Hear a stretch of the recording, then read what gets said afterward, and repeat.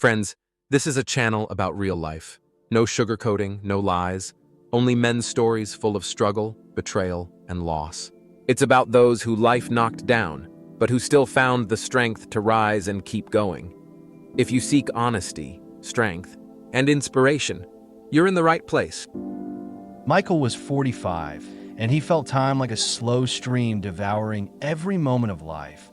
But here in the forest among the pines, and the earthy smell of moss and damp bark, he felt alive again, breathing air, scented with smoke and resin, feeling the warmth of his family. Sarah, beside him, and the laughter of Mark and Lily running around the tree, climbing the old ladder to the wooden tree house. Michael watched and thought how fast the children were growing, how everything around was changing, and yet, here in this tiny corner of the world, time seemed slow. Every sound of the forest, every rustle of leaves was music, calming him and filling him with anticipation. Something big and strange always lingered on the edge of his consciousness. He felt the gentle touch of wind brushing his face, the subtle movement of sunlight through the mist dancing on leaves, creating patterns that seemed alive, whispering secrets to him. The ground under his feet, soft yet firm, covered with layers of fallen needles and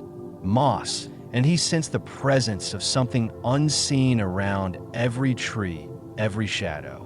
The morning was foggy and cold. Michael woke first, feeling his heart beat fast. He looked at Sarah sleeping beside him, at the children still dozing in the treehouse, and felt joy. They were all together. Yet at the same time, he was drawn deeper into the forest, where sounds mixed and light dimmed. He heard a familiar bark, yet knew it was not their dog. Michael dressed quietly, went outside. His footsteps echoed in the thick, damp, cold fog. He followed the sound, each step heavier than the last trees reached.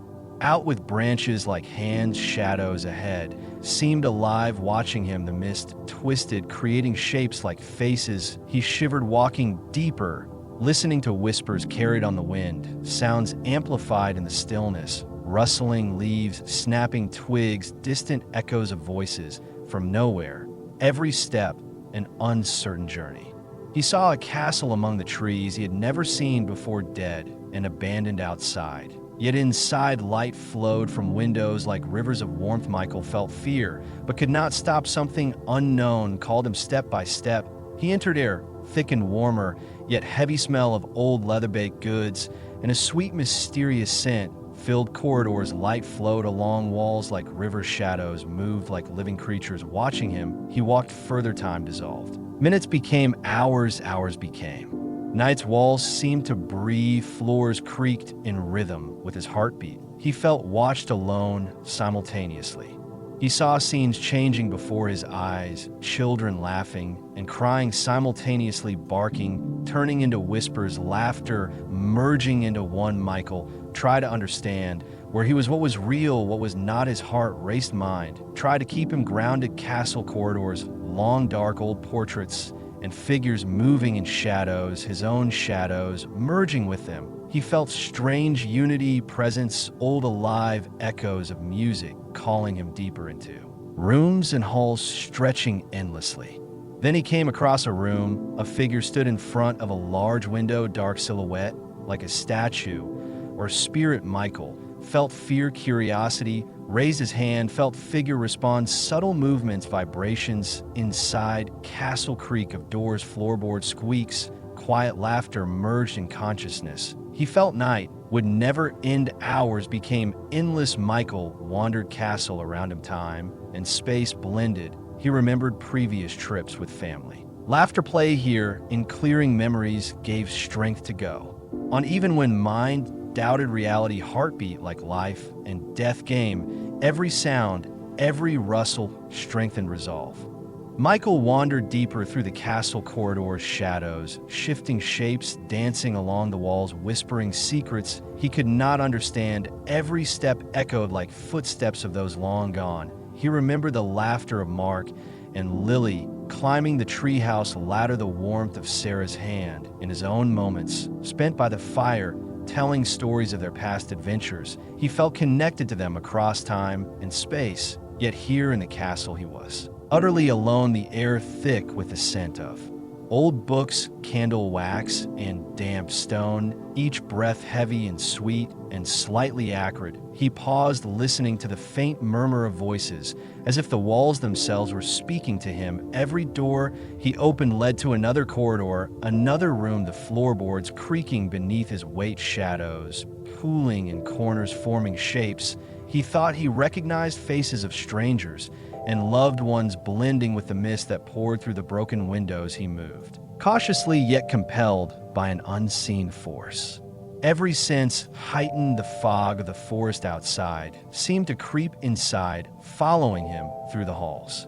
In one chamber, he found a mirror, tall and narrow, covered in dust. Michael wiped it with his sleeve and saw not just his reflection, but fleeting images of his family, the children smiling, Sarah calling his name, their voices echoing faintly in the glass. He reached out, and the surface shimmered like water. His hand met resistance, yet a strange warmth radiated through him. He stumbled back, heart pounding. The room seemed to pulse with life, walls breathing, ceiling stretching endlessly. He heard the faint bark again, not the dog from home, but something mimicking it, calling him further into the unknown. Michael knew he should retreat, yet curiosity pressed him forward. Each step felt like moving through time and memory, merging past, present, and something unearthly into one continuous thread.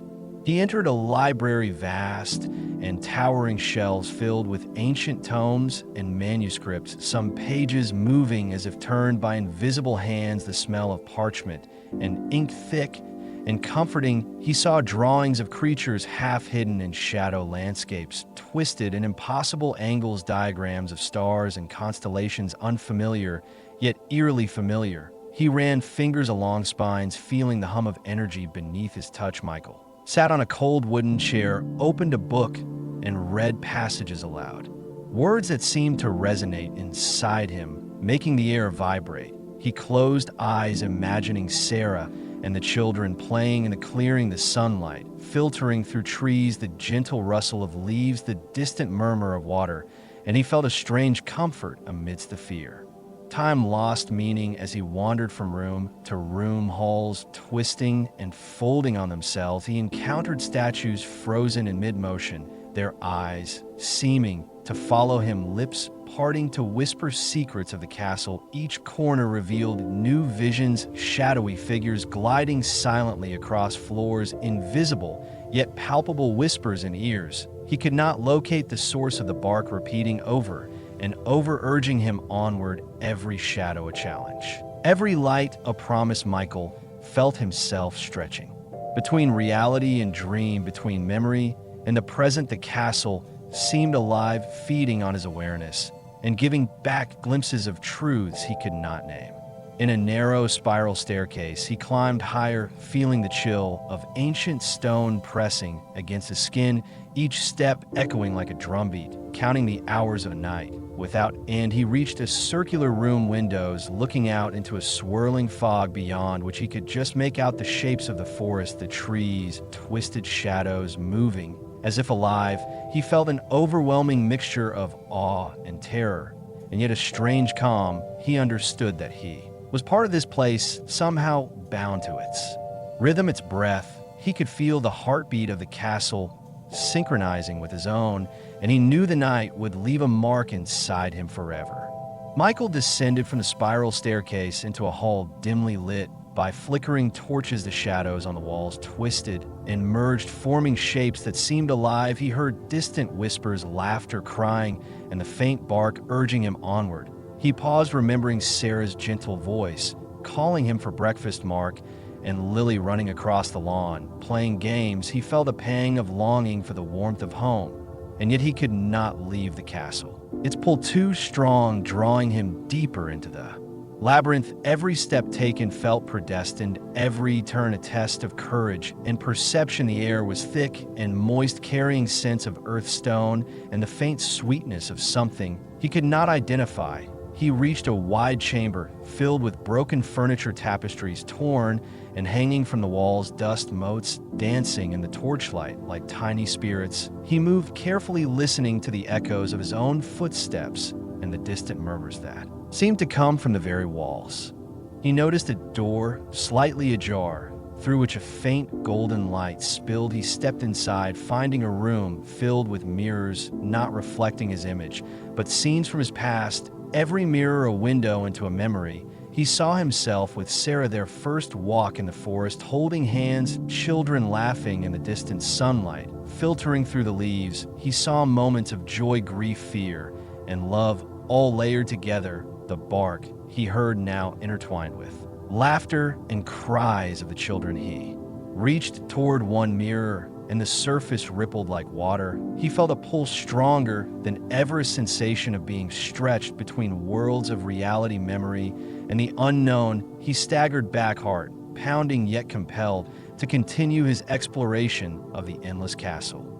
In the next corridor, he found statues of figures frozen mid-motion, some human, some animal, some unidentifiable shapes. Their eyes seemed to follow him, lips whispering words he could not comprehend. The shadows at their feet moved and twisted, forming shapes familiar, yet alien. He felt the presence of the castle as a living being breathing with him, merging with his thoughts and fears. He pressed forward, each hallway folding upon itself, creating impossible angles, corridors looping back and forth as if the castle was guiding him through a test of his own mind. He paused occasionally to listen. The bark repeated, now clear and urgent, a guide, a warning, or a lure. He could not tell, but it led him to a tower stair, spiraling up into darkness, mist curling around his feet. Climbing higher, the walls seemed to stretch endlessly.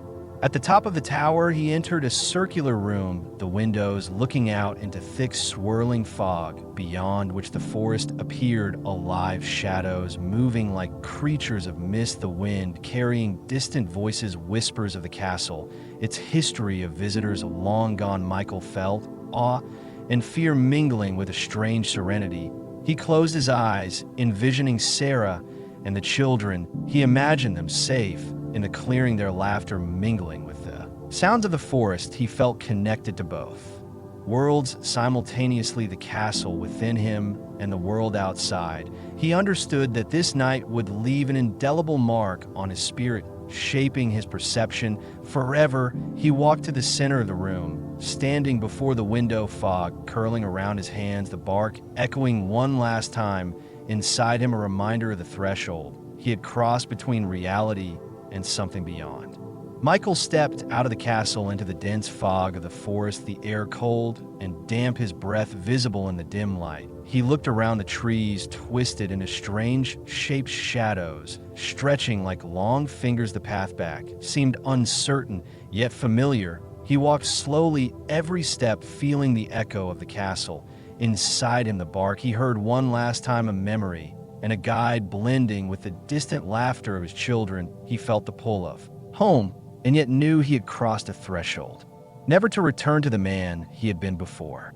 He reached the edge of the forest, and the roadside appeared as if from nowhere, the familiar shapes of the trees and the glimmer of moonlight reflecting on the leaves. He saw his house in the distance, Sarah, Mark, and Lily moving inside. Yet they seemed ordinary, unknowing, unaware of the night he had endured. The castle still lingered his mind, every shadow, every sound, every whisper etched into his memory. He felt a strange loneliness, knowing that the experience he had was beyond explanation, beyond belief, and yet it had changed him forever. Michael approached the road, stepping onto the asphalt, feeling the chills seep into his shoes. Every sound amplified, the wind rustling the leaves, the faint echo of distant traffic. He felt his heart pounding, fear and awe mixing with relief and sorrow. He knew he had been gone for what seemed like hours, or maybe days. The world outside continued as normal, yet he was different inside. Every sensation heightened, every memory sharper. He felt the weight of the unknown pressing, and the strength gained from surviving it filling him simultaneously. Sarah opened the door as he reached the house, her eyes wide with concern. She called his name, and Mark and Lily ran to him, their voices blending into one familiar sound, yet alien in the context of what he had experienced. He tried to explain the night, the castle, the shadows, the bark, but words failed him. Their faces showed confusion, disbelief. and worry, he realized that this experience was as alone that no one could truly understand it. Yet he felt a deep connection to them, stronger than ever even. Without their understanding, he felt alive, more aware of the world and the subtle threads of mystery that wove through it.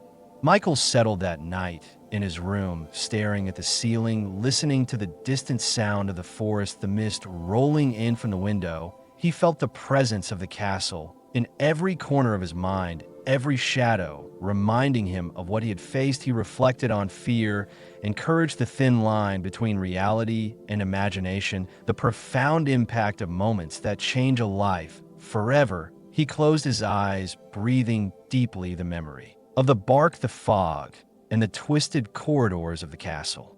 Blending with visions of Sarah Mark and Lily playing in the clearing, he knew that he had been transformed, that he had walked through a world unseen and returned stronger and more aware. The night had ended, yet its mark would remain. In the days and nights that followed, Michael walked the forest paths, the mist curling around his feet, the sounds of animals and wind echoing through his consciousness. He observed shadows in light, noticed subtle changes in familiar landscapes. He felt the weight of solitude and the gift of knowledge that only such an experience could provide. Every step a meditation, every rustle a reminder that the world is more complex, mysterious, and alive than most could perceive. He carried the castle within him, its lessons, its fears, and its wonders shaping the man. He had become a man who had touched the edge of something beyond understanding and returned alive, aware, and unbroken.